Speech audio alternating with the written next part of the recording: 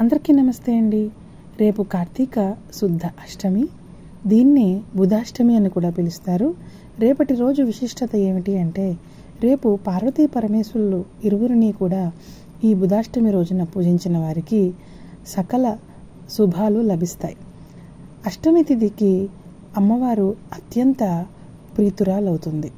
అందుకనే ఆ ప్రియమైన ఆ అష్టమి తిథి నాడు అష్టమీ చంద్ర విభ్రాజ అనే నామంతో లలితా సహస్రనామాన్ని సంపుటీకరణం చేస్తూ పార్వతీదేవికి కుంకుమ పూజ చేస్తారు. అంతేకాకుండా శివయ్యకు ప్రీతిపాత్రమైన ఈ కార్తీక మాసంలో బుధవారం, అందున బుధవారం అంటే గణేశుడికి, విష్ణుమూర్తికి కూడా ఇష్టమైన వారం కనుక బుధుడు అంటే సౌమ్యుడు, చంద్రుని యొక్క పుత్రుడు. అతను ఆ చంద్రవంకను ధరించిన ఆ పరమేశ్వరుణ్ణి ఈ రోజున పూజించడం అత్యంత శుభదాయకం.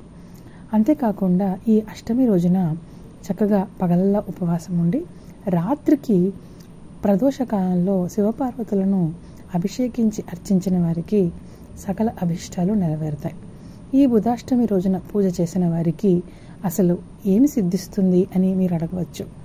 నరకలోకానికి వెళ్ళే బాధలు తగ్గుతాయి, చేసుకున్న పాపాలలోని పాపరాశి దగ్ధమవుతుంది, కనీసం పక్షంలో ఎవరికో ఒకరికి ఉత్తమమైన బ్రాహ్మణునికి దీపదానం చేసిన వారికి చక్కటి వ్రతాచరణ ఆరంభించిన ఫలితం లభిస్తుంది.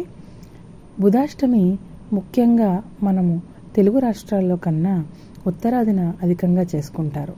కాబట్టి ఇది కార్తీక మాసంలో వారు ఆచరించేదే అయినా మనం కూడా దీన్ని చేసుకుని చక్కగా సద్గతులను పొందవచ్చు కదా అనే ఉద్దేశంతో గురువు గారి ద్వారా తెలుసుకున్న ఈ బుధాష్టమి యొక్క పవిత్రతను మీకు ఈ వీడియోలో తెలియజేస్తున్నాను. ధన్యవాదాలు.